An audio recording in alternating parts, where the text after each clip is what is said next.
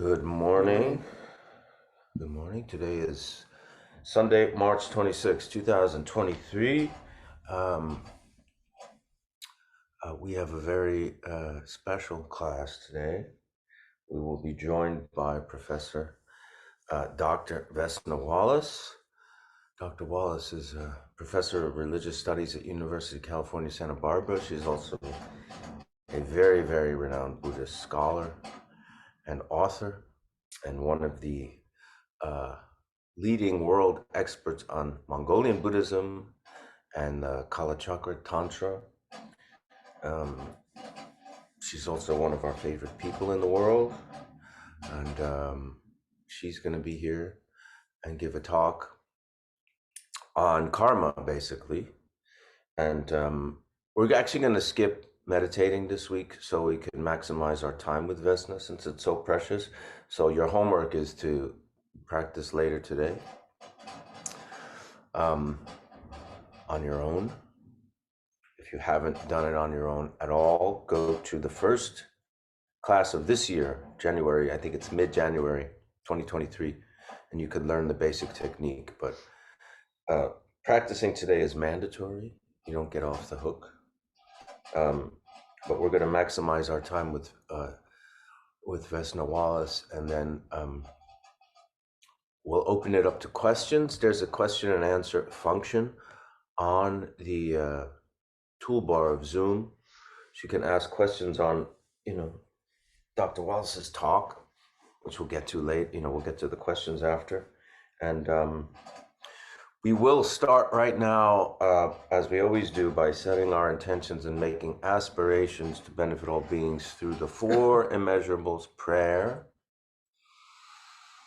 May all beings have happiness and the causes of happiness. May all beings be free from suffering and the causes of suffering. May all beings not be separated from the happiness that has never known suffering. May they rest in equanimity, free from attachment, anger, and aversion. So, let me see. I don't know if Dr. Wallace is signed on yet. Yes. You are? Oh, yeah, I'm not seeing you though. Well, I was so told to. There you are. Good morning. Good morning. Good morning. Thank you for this. Oh, it's my pleasure. So good morning, everybody. And thank you, Michael and Victoria, for inviting me to this session. Michael and Victoria are very committed practitioners, very also students of Buddhism, so know everything what I'm going to say. So I don't think they will be learning anything new. Yeah, we'll put a glasses so I can see you all better. And I don't know, you see me, yeah? Yes, we see you here. I don't see anybody except... you'll only see Victoria and I. Oh, okay. Then I don't need those small icons to look at. So what Michael and Victoria asked me to speak today actually begins with habitual propensities, right? That create or impelled us to act in a certain ways when mind is untrained. So let me begin with saying a little bit what are habitual propensities. So habitual propensities in Sanskrit, they are called vasana, or in Tibetan bhakchas. And what they really mean are habits, both particularly mental habits that we develop, according to Buddhism, since the beginningless time, because we've been here circulating, so to speak, at least our consciousness have been passing since beginningless times through the cycle of death and rebirth, and through these different forms of life that we have been experiencing and embodying in different forms, we have accumulated the different patterns of the way how we see the world, of the way how we perceive reality, and oftentimes distorted reality, right? And of the ways in which we understand the world and act and react in this world. Now, I don't know, have you been covering a little bit of Tantra? No. So should I completely ignore that part, or sorry? No, please, everything that you prepared. No, Everything. I just was going to say few words only with regard to these habitual propensities. And that is that now, according to the medical physiology, not just tantric physiology, but both tantric and medical physiology, that when we die, our consciousness, this samsaric mind that is accompanied by our habitual propensities and karmas, leaves the body together with very subtle body. And it's subtle body that is made of very subtle energies, made of subtle elements like earth, water, fire, wind, space, and so on. The elements that make a gross body and that subtle body. And it is here that our karmic residues, our habitual propensities are being stored, not in the mind itself. Mind is simply a cognitive event, luminous by nature, just like a sun is luminous by nature, but sometimes sun is obscured by clouds, but it's not touched by the clouds. It's not somehow inherently clouds are not inherently in the sun, right? They're just this external wave of covering the sunlight. We have lots of this lately, this winter in California with all the rains, right? We haven't seen really sun, but the sun wasn't polluted in any way by the clouds. In the same way, these karmic residues, these habitual propensities for good and bad, right, have been kind of obscuring this luminous mind. But where are they if they're not inherent to the mind? If they were inherent to the mind, we could never get liberated. We would be always stuck in the samsara with all of our psychological baggage that we oftentimes don't like. So it means these habitual propensities, karma, they are all adventitious, not inherent to the mind. And they come together with these subtle energies called oftentimes pranas. Some of you who studied maybe Hinduism or yoga, you have also learned about these pranas. And so it is here, right, with the habitual propensity come along into new life when we become conceived in the womb or egg, depends where our universe is going to be. And so these habitual propensities are, as I now mentioned, these external obscurations to the mind that can be eliminated, but they are so, to say, fortified to all this life, unless we have trained ourselves to create new habitual propensities. So according to the tantric view, we live already in ultimate reality. We live in this non-dual, enlightened reality, which is blissful, which is omniscient, and yet we are not experiencing it like that. And why is it so? The reason for that is our habitual propensities that we have been habituated to see the world as this ordinary world, or ordinary trees and all this impermanent reality. See other people as just ordinary human beings, and also conceived as us, as a flaw, also human being with all these shortcomings. So it is, which means that ultimate reality is not what we see it, right? And all our spiritual ignorance, all our kind of dispositions to get angry, to get jealous, to get lazy, to name it, everything that we can identify with ourselves, impatient or loving or not very loving, right? All of this always attached to things, looking for something that does make us happier in this world, right? But going for something that's already within us. Instead of looking within, we are looking always outside, where our satisfaction is going to be and what That's the causes of our happiness somehow in other people, in other conditions, and so on, right? In our circumstances, instead of looking inside. But we don't often look inside because we are sometimes afraid what we are going to see, and we won't like what we see sometimes. But that's not who we really are. These are just habits, right? These are just those clouds that are obscuring the sun. But they determine how we see other people, how we react to circumstances. When if somebody is rude to us, how we are reacting to us. So the habitual propensities somehow condition our impulsive reactions and impulsive behavior, right? We don't, and now the goal is for us to recognize them. What is to know oneself, right? As Buddha often said, if you know yourself, you know the world. If you know yourself, you know, you know what needs to be cleaned in this house of mind-body complex.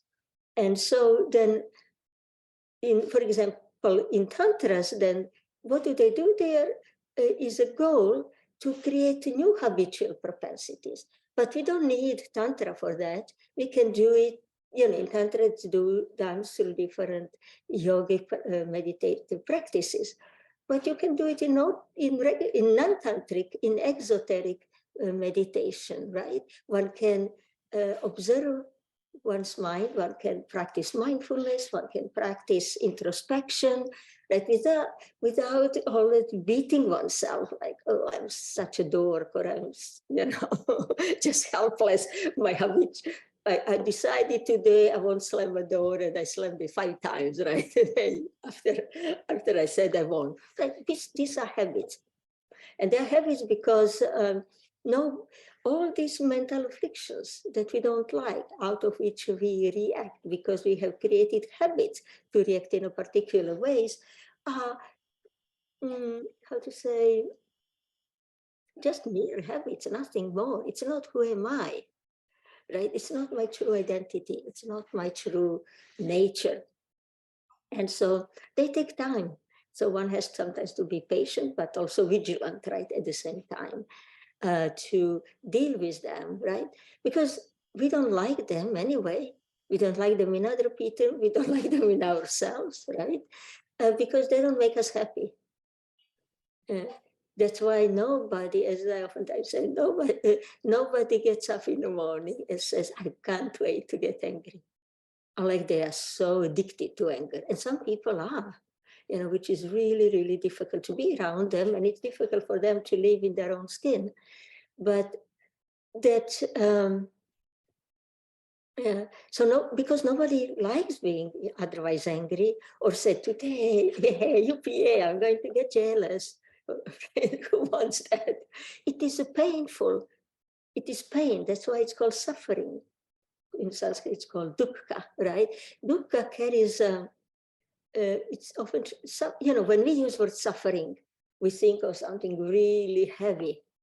But suffering has all kinds of form, very subtle form that we are so used to it, like a donkey to the burden, that we even don't sometimes even notice that we are suffering. I think it is Victoria who said that once, right? Victoria, you said we sometimes suffer and we even don't know we suffer until we are liberated from that suffering.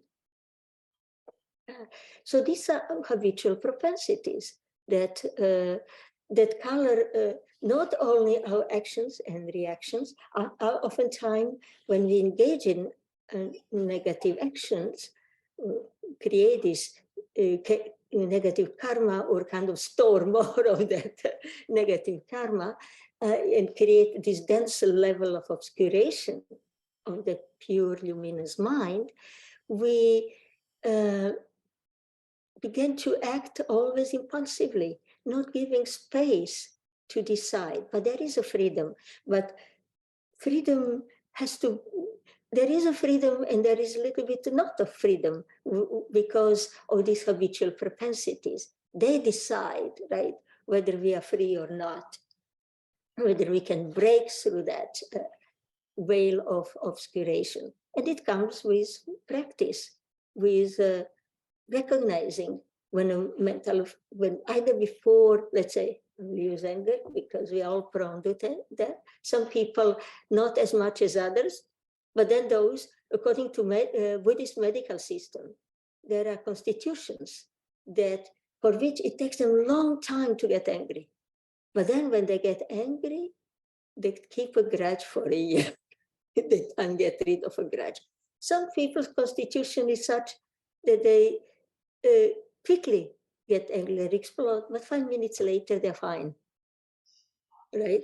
The anger is not lingering there. So there are all these different constitutions that are also conditioned physiologically, but that physiology is conditioned by our karma from the previous life, the baggage that we carry with us, that subtle energies that come along with this otherwise would be a luminous mind.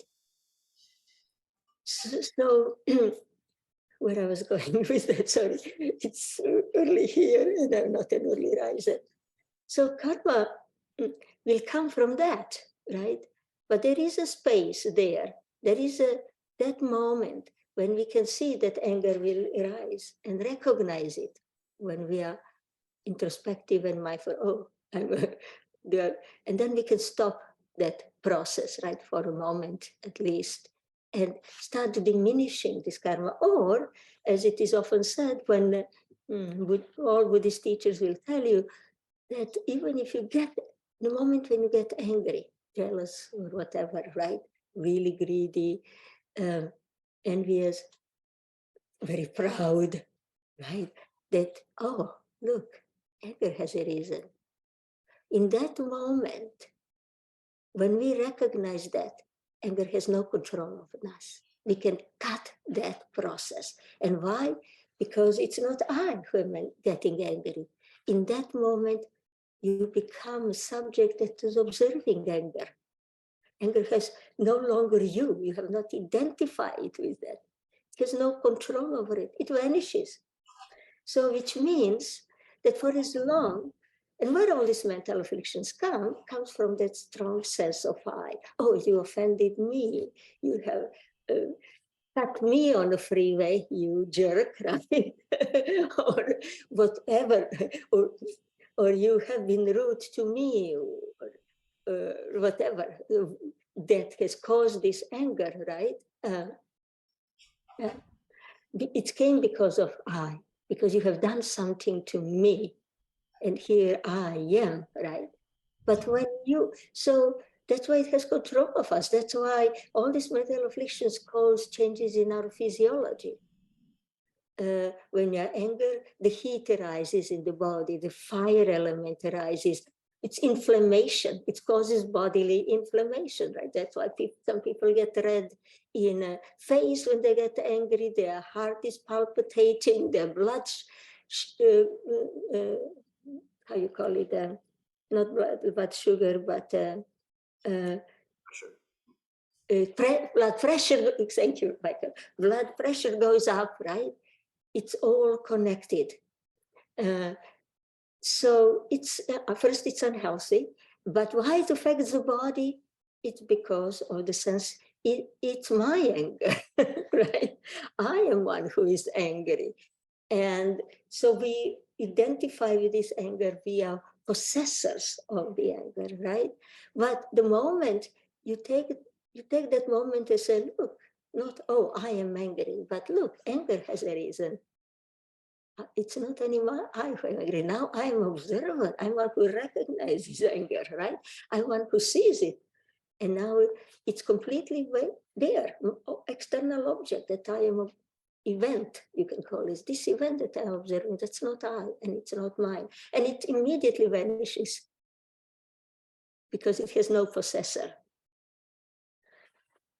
So then these mental states, with mental afflictions, out of which we act now impulsively out of habit, right? Here, this habitual propensity comes not only habitual propensity for anger, but also habitual propensity how we react or act out of that anger, right?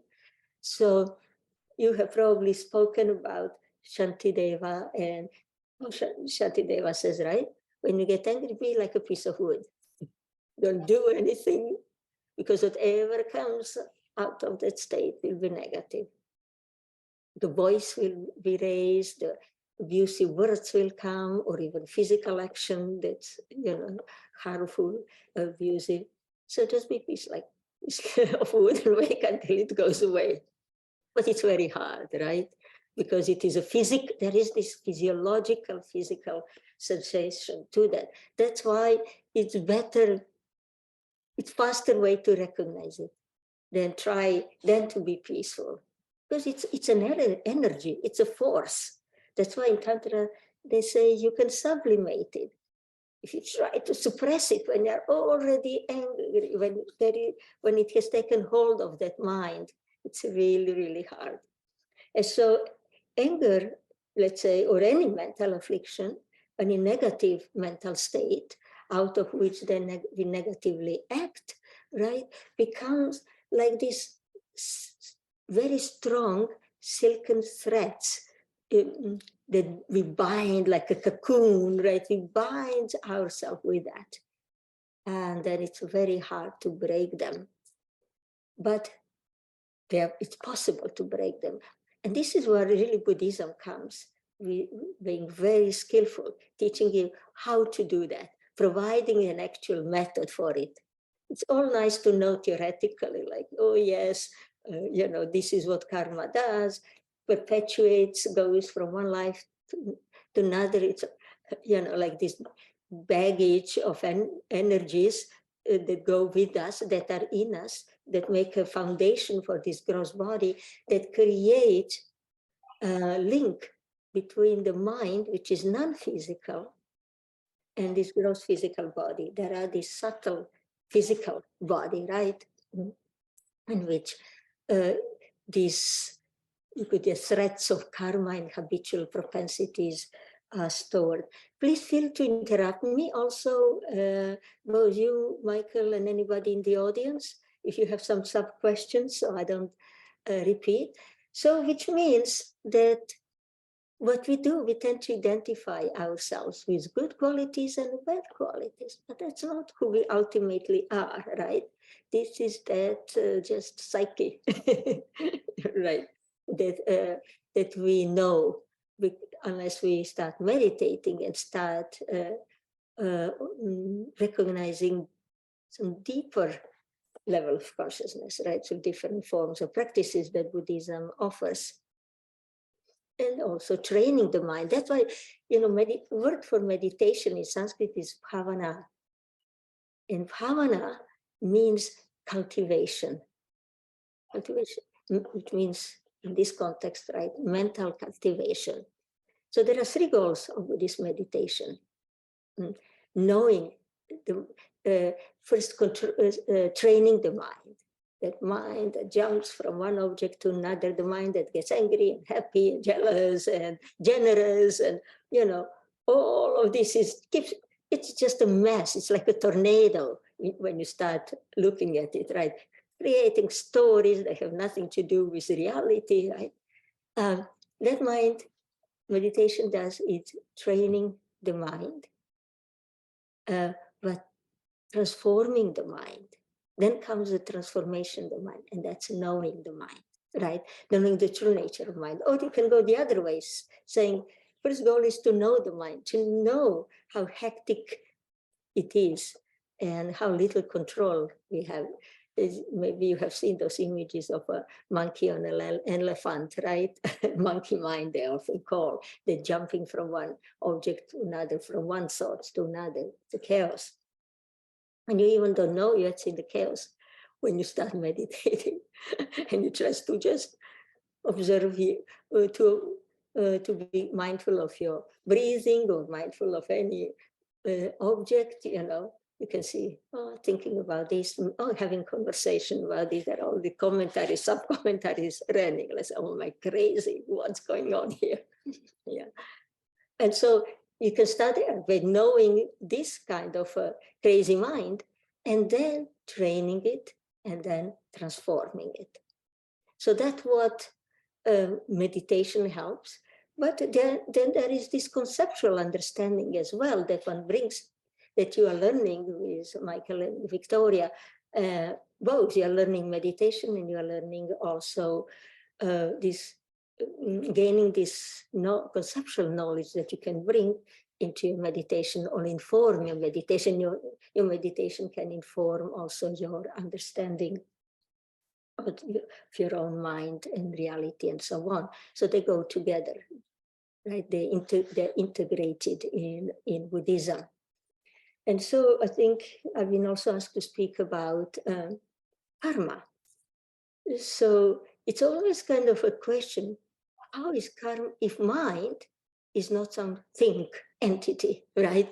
But it is simply a cognitive event. So it is already this luminous, bright awareness that's not limited to the body. It's not my mind, right? Your mind is not your mind. According to Buddhism, that mind is all pervasive, like space. But because of the sense of I always think it's somehow here in this body, because I know my thoughts, you don't see my thoughts, I know my history, you don't know your history, right?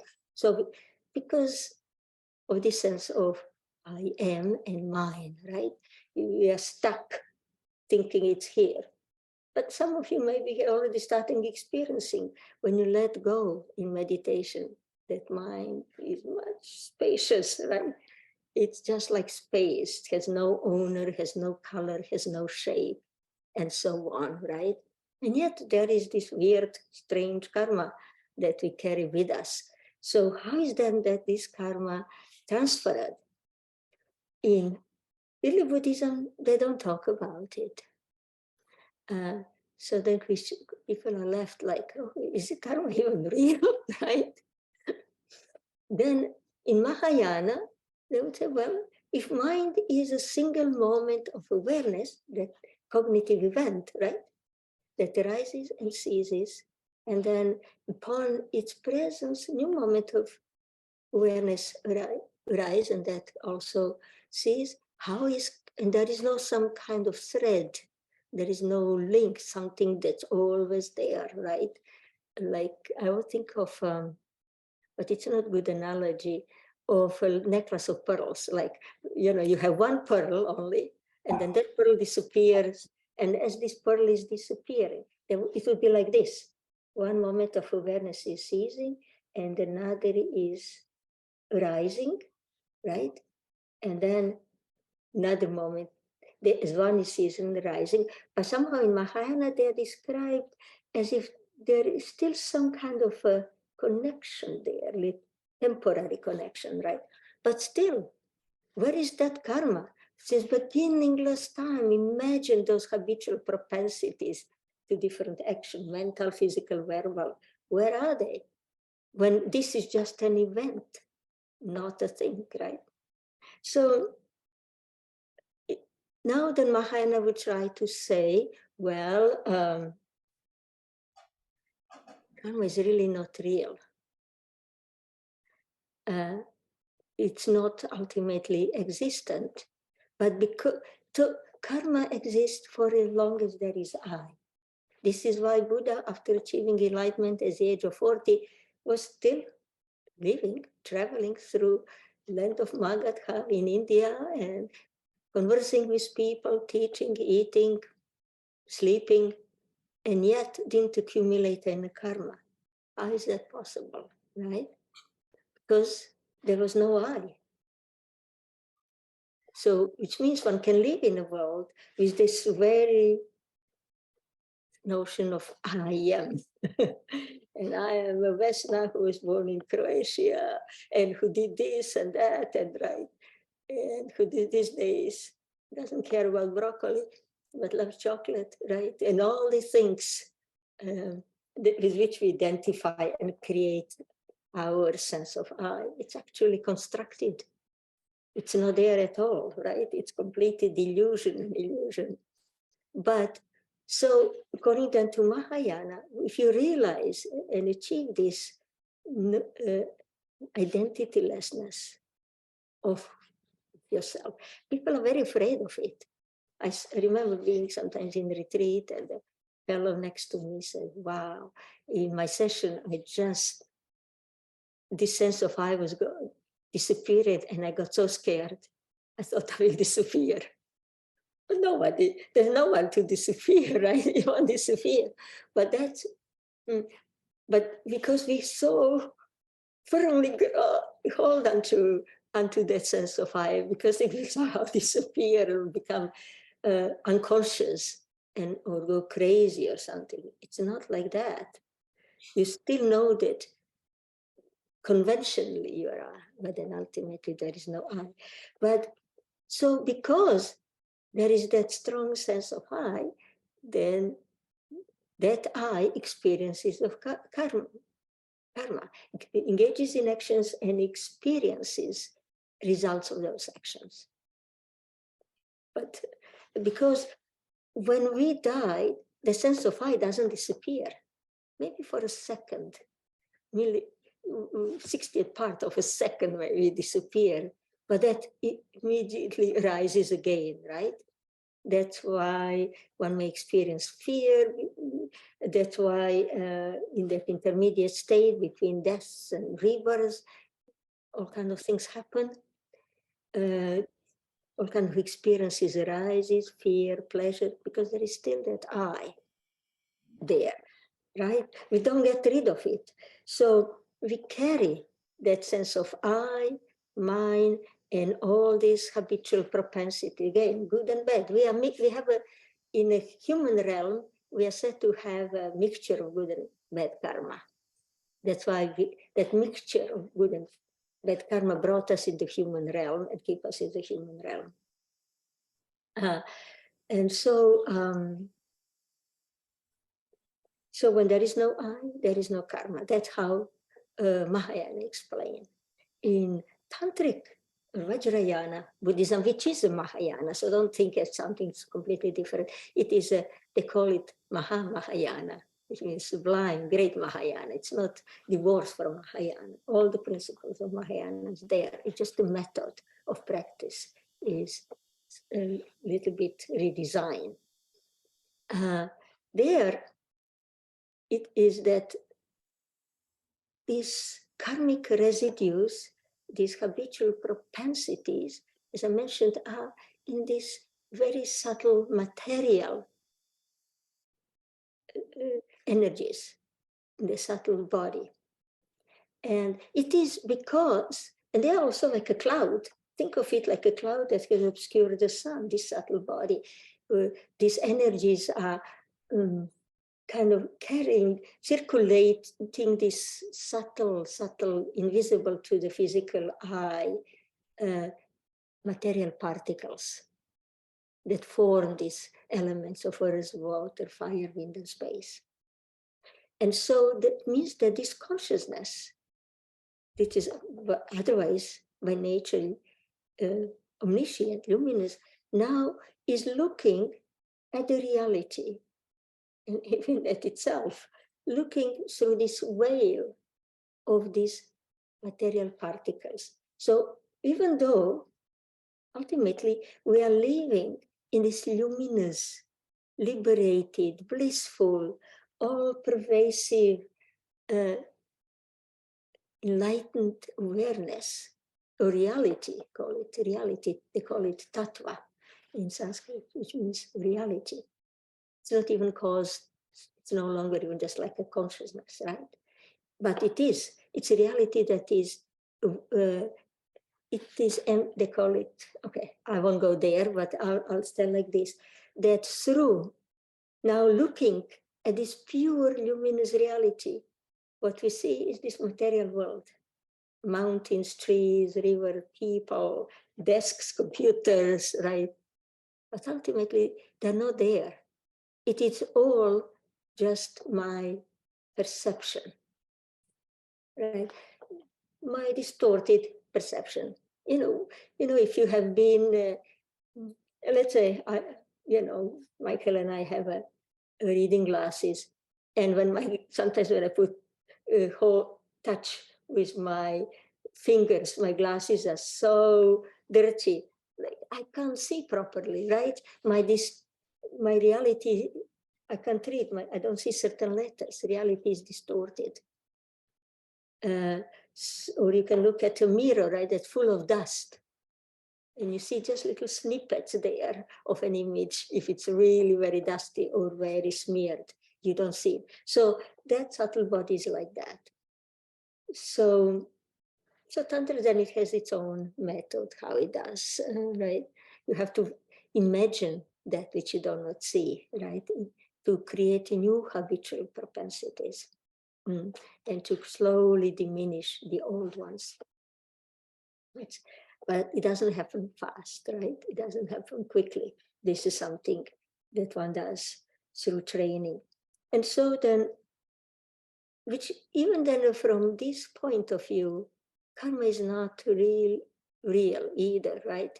It has this physical or physiological basis, which can be eliminated, but it's not inherent to your mind. It's not who you really are. So don't keep on identifying yourself all the time with that. Identify and focus on what's good and develop the virtuous qualities, right? And those, right, through that training, you are fortifying virtuous quality, and those will slowly diminish. It's a long process. It takes, as I said, introspection. One has to be honest with oneself, right? Recognize those and then work with that and not beat oneself over the head. I know we don't have much time. I will also have to say something about identity, right? How is it formed? So what we do then, right? We identify ourselves with how we create ourselves with identity is there are these imprints. We become fully loaded, right?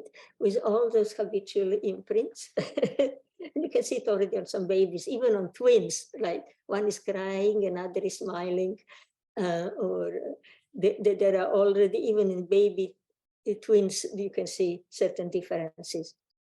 And so it is through memories.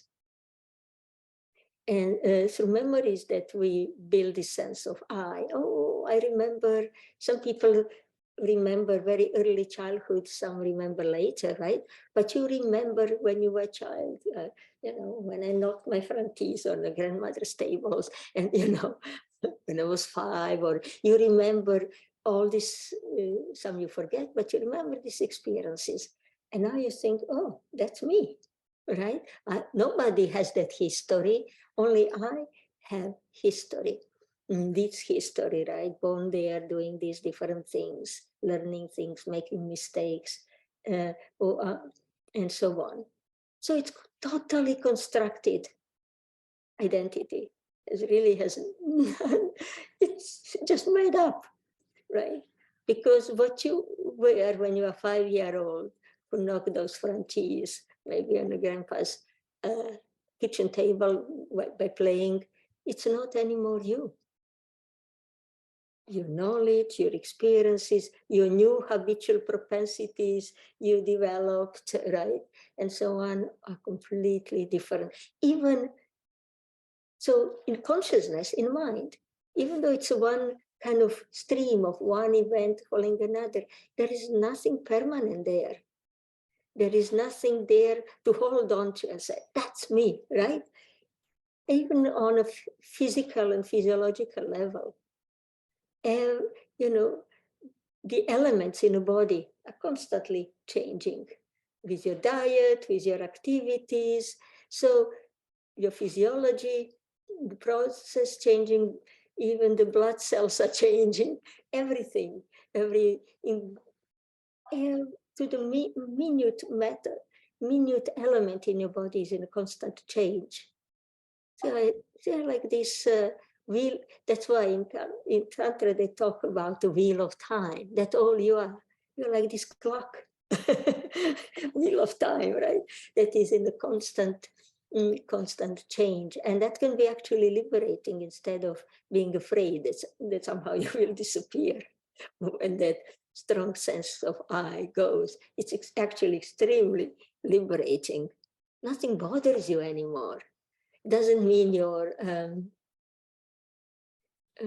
goals will disappear, or somehow you will not care for anything, be indolent, indifferent. It doesn't mean that, because there are these other elements that through practice you are developing: compassion, right? Empathetic joy, loving kindness, equanimity, seeing others as equal, not better than you are, not less than you are, right? Not meddling in other people's affairs, telling them always what to do, as if somehow you're better than them, right? So it's extremely, actually, liberating. It can make life very joyful. As you see, when you look at His Holiness Dalai Lama, he laughs a lot, right?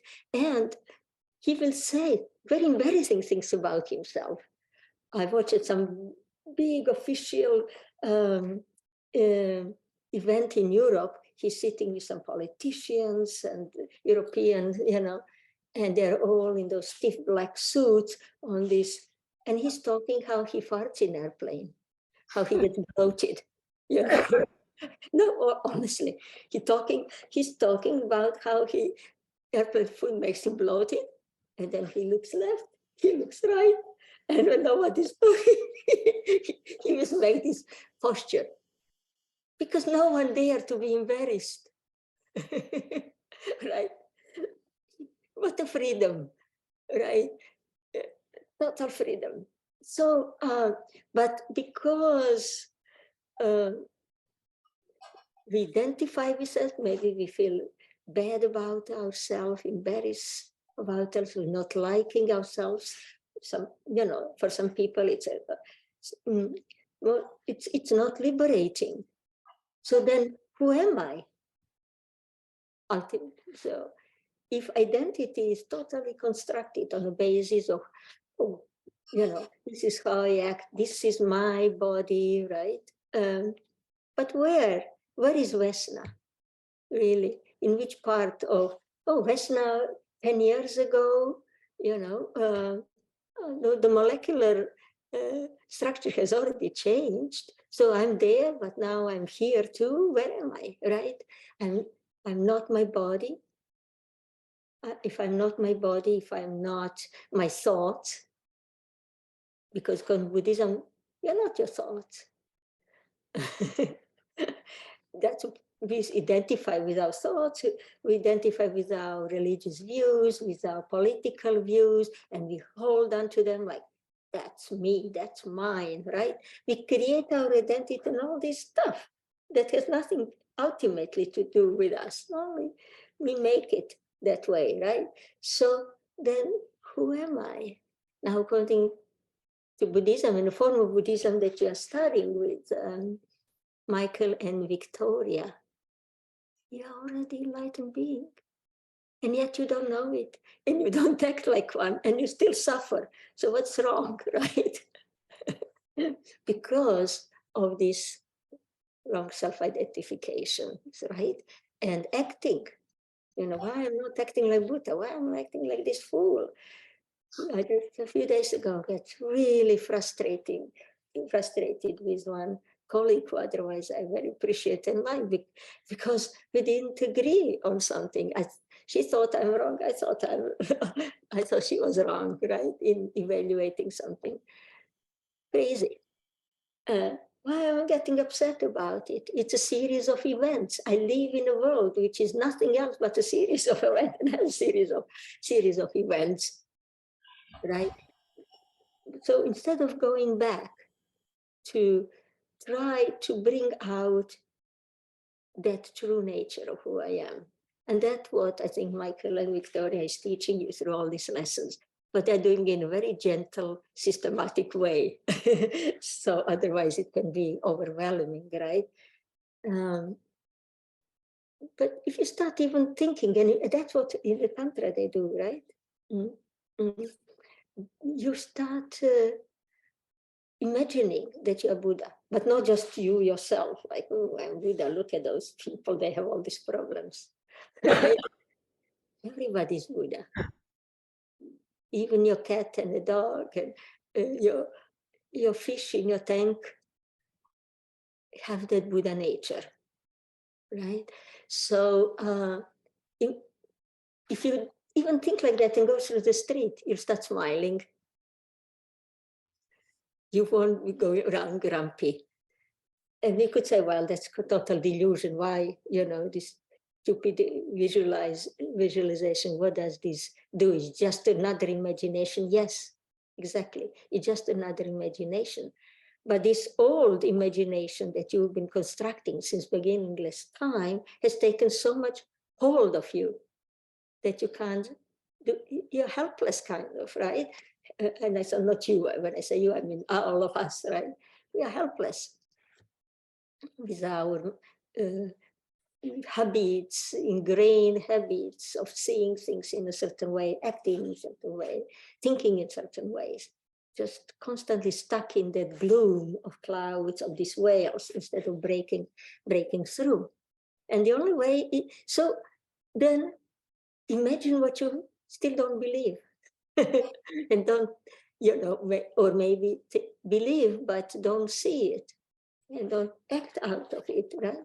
What that is do is start diminishing other habitual propensities and start creating habitual propensities for close to something that you maybe one day, maybe not in this life or maybe not in 1,000 lives, but you're doing something that is already making change. Because you're, in other way, in either way you are imagining.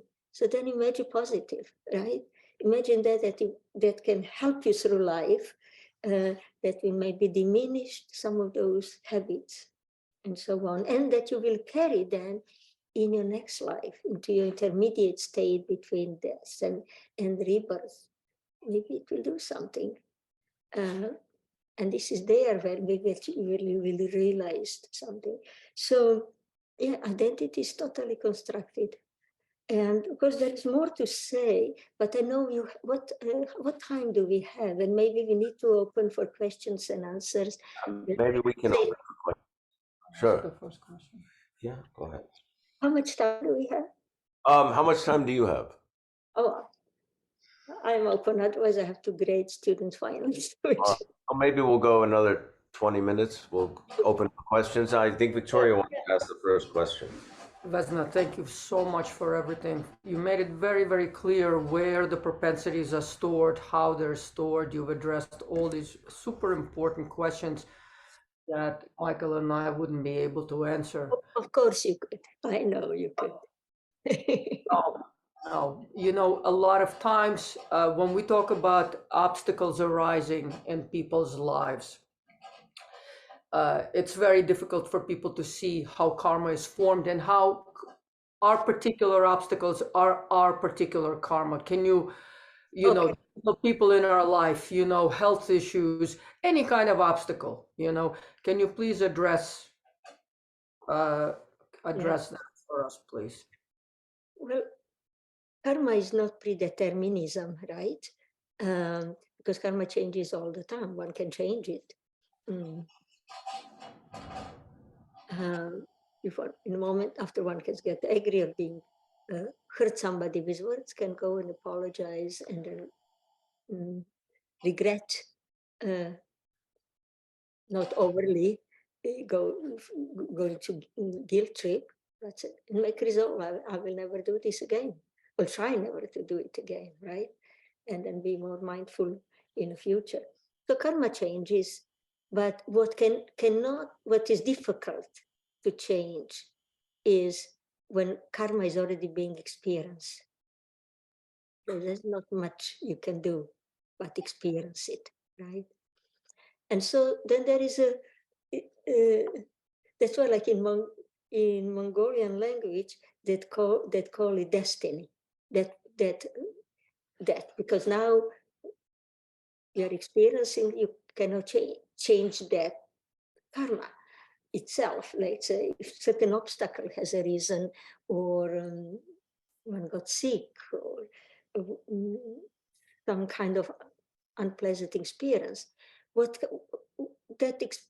one can change is a response to that, right? Now, if one gets either angry because these obstacles arise, and blames others. If somebody, some person, let's say, or some circumstances cause this obstacle, right? It looks like, oh, it's their fault. They've done it. No, these are just karmic connection, causes and conditions have come together. And this person, let's say, is just, or this circumstance is just a catalyst, nothing more, right? For that karma to be now experienced. Now, if we react with negatively, then according to Buddhism, we fall into that vicious circle, like suffering. Let's say that obstacle is some form of suffering, something unwanted, undesirable, right? That's why the word suffering in Buddhism covers all levels, of dissatisfaction, physical, real pain, real mental pain, but also superficial discomfort, like sitting on a chair for 7 hours, right, and not moving. And that word covers everything. And so if we react with this suffering negatively, right, we are creating negative karma, which will give again rise to suffering, and it goes constantly, circulates, kind of. We are caught up in that wheel of samsara, or wheel of suffering, right?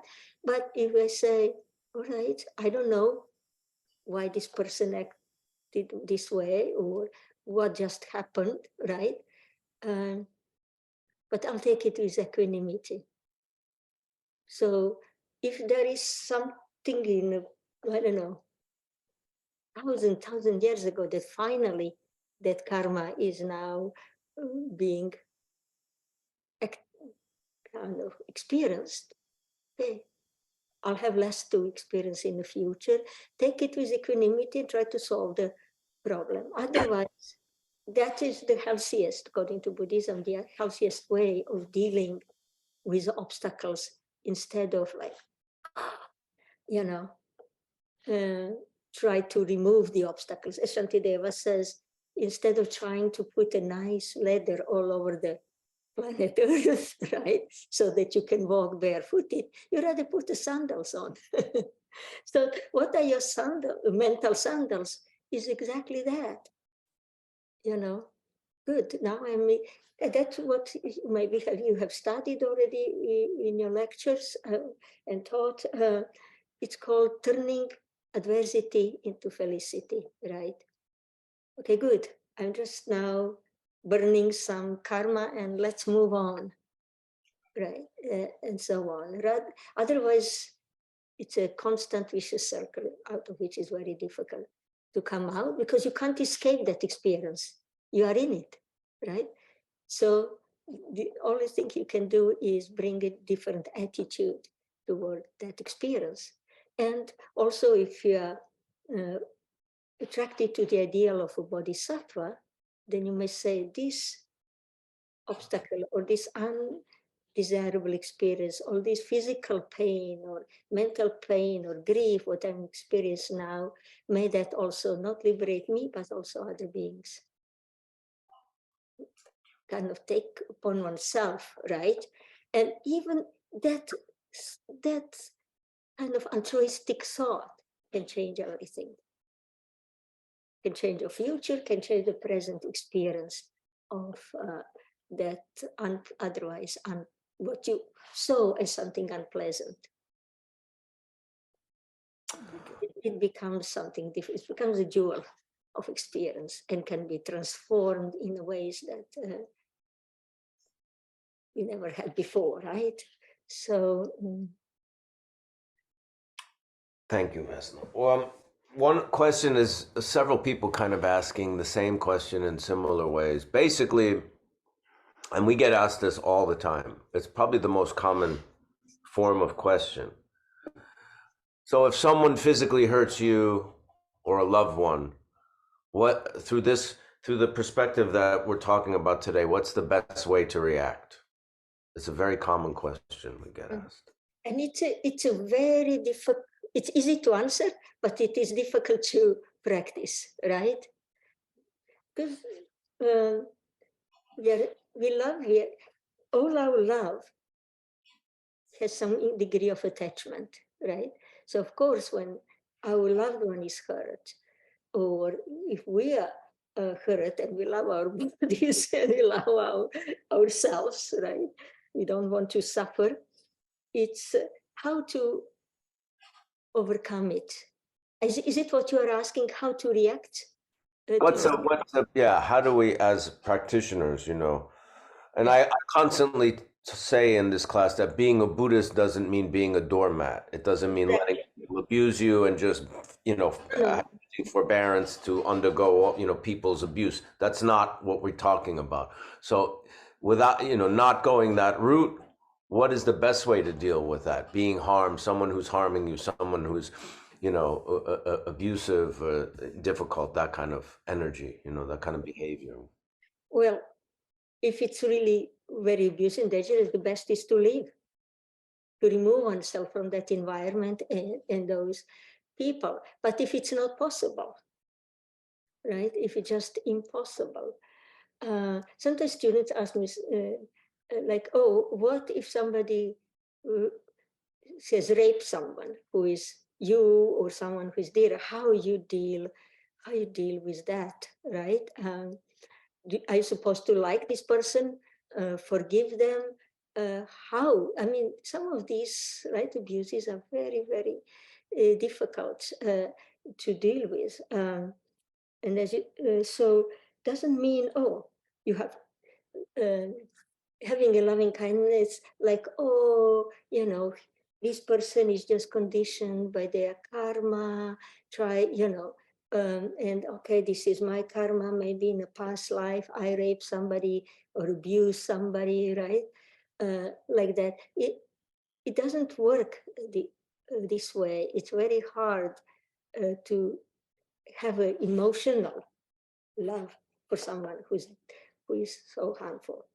But what can be done, I think, is say, okay, how am I going to react to this, right? Because as you said, you don't say, okay, just go, keep on doing, right? What you want to do, be abusive and harmful and destroy me. As I said, either remove yourself. If you can't remove yourself, then try to look like, okay, and Shantideva gives again, right? Example says, if somebody hits you with a stick, are you angry at the stick? No, right? Are you angry in a hand that was weaving that stick? No. Are you angry at the mind that made that hand weave that stick?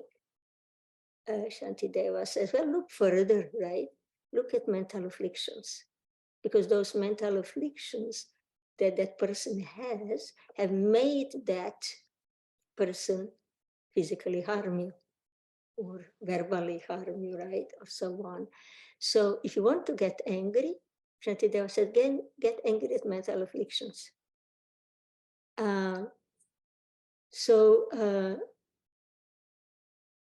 What he's saying, he's not saying, he's not saying, okay, let them beating you, right? He's just saying how to react. Are you going to react with mental affliction too? Then you have a mental affliction. You are not that better than the other person. You are owner of mental afflictions too, right? So, but yeah, this is very difficult, right? So the goal is so recognize this person is overcome by ignorance, by mental affliction. It's toxic.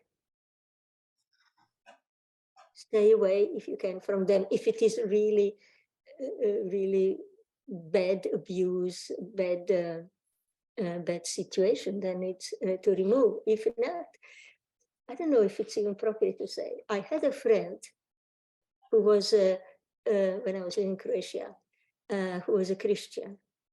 And she was married, and she had a husband who And she really believed that she will go to heaven, and that she may not go to heaven with her, right? And she was like feeling like all the Christian virtue that she was developing, and she. It's very interesting. She, he would like to go out, drink, ignore her, always never do much to support her in any way, and she always said, "Oh, but he has only this one life.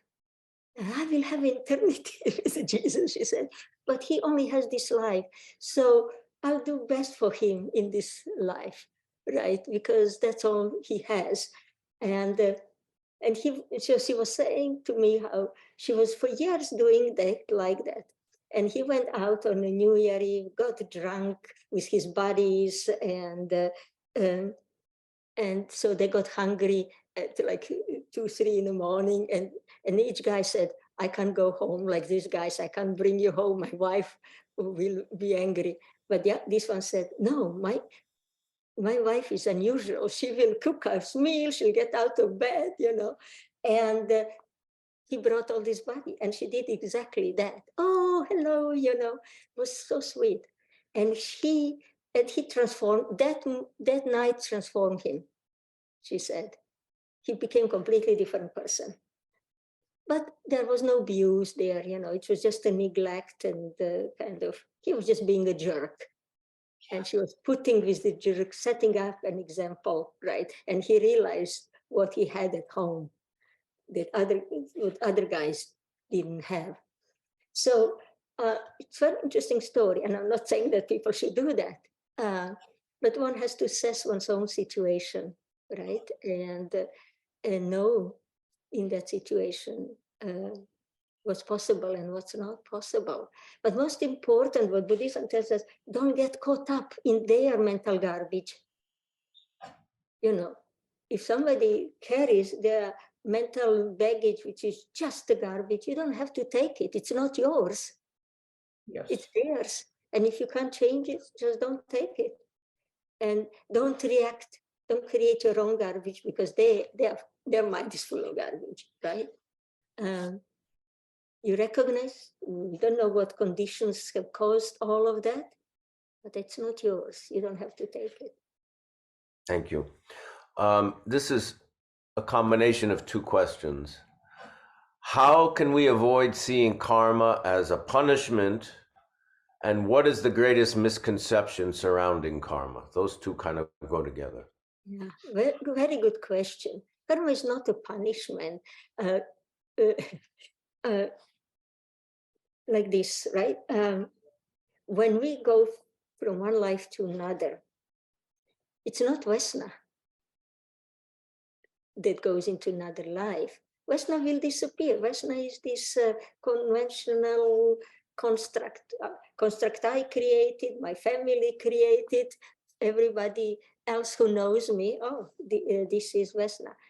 So Vesna will disappear. Vesna is this collection of psychophysical aggregates that make this person, right? But these aggregates will disappear. So there is no Vesna. So then who is punished? Am I creating it? It's not a punishment. Nobody is punishing you, right? But you are creating, like Vesna is now in this life, creating conditions for that being in that stream of the moments of awareness that will arise. Could be male being born in Egypt, can be chicken, I don't know what my karma, right, will give rise to, or what kind of karma will mature. But it's not a punishment, it's just an experience.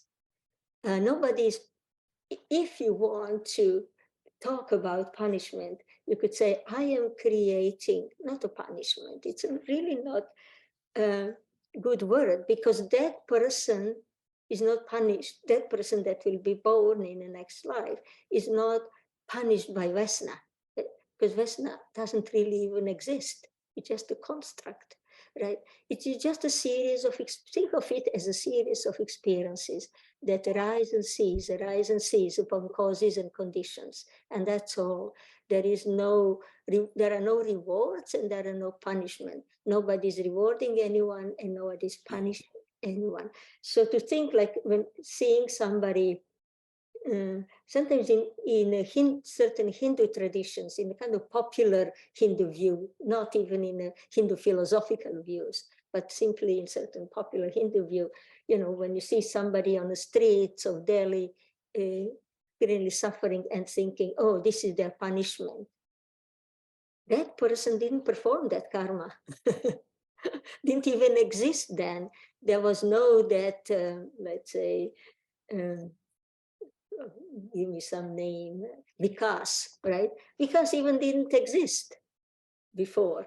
So it's not like that, but it is this chain of the causes and the results and other kind of sets of causes and results. And all of these causes and results have their own causes and results, and it goes ad infinitum, right? So there's no one there really who is being punished or rewarded in that regard. Okay. Last question. Well, it's two questions in one, but you kind of answered it. Can negative karma appear from nothing? Can negative karma of a loved one affect us? Good question. First, it doesn't appear from nothing, right? When I think when people say negative karma, whether you think negative karma moment of what I'm doing now or a result doesn't appear from anything. Everything, according to Buddhism, and I'm sure you have studied, rises upon causes and conditions, not a single cause and not a single condition, but this infinite chain of causes and conditions that have now manifested, right? And can negative karma of a loved one can affect you physiologically, according to Buddhist medicine.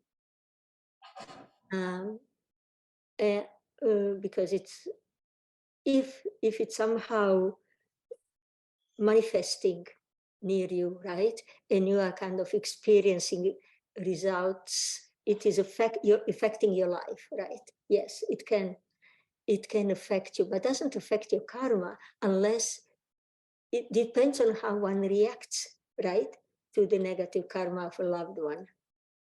If you react with loving kindness in the sense of, oh, I wish you freedom from that, and react with certain compassion, knowing that karma will have a negative results, they can't escape it, maybe, right?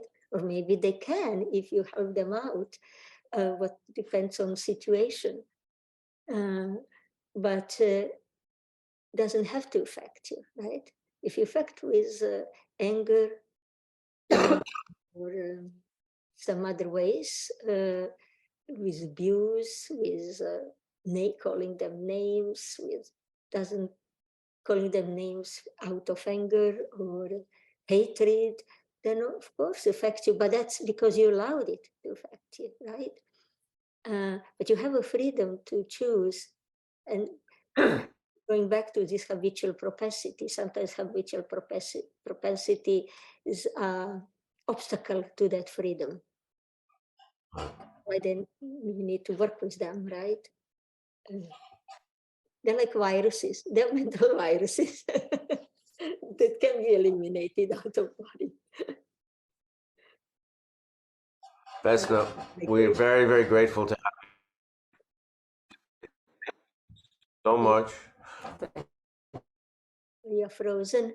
You mentioned, I'm just going to point this out to the students, Vesna taught for way of life is the famous Buddhist text by Shanti Deva. So if you're interested, you should get that book. It's actually, you should get that book just regardless if you haven't read it already. It's very, very important. And get it translated by Vesna Wallace and Alan Wallace, because he brought the Tibetan scholarship into it, and Vesna, of course, translated it from its original Sanskrit. So it's an amazing, amazing translation that I recommend to everyone.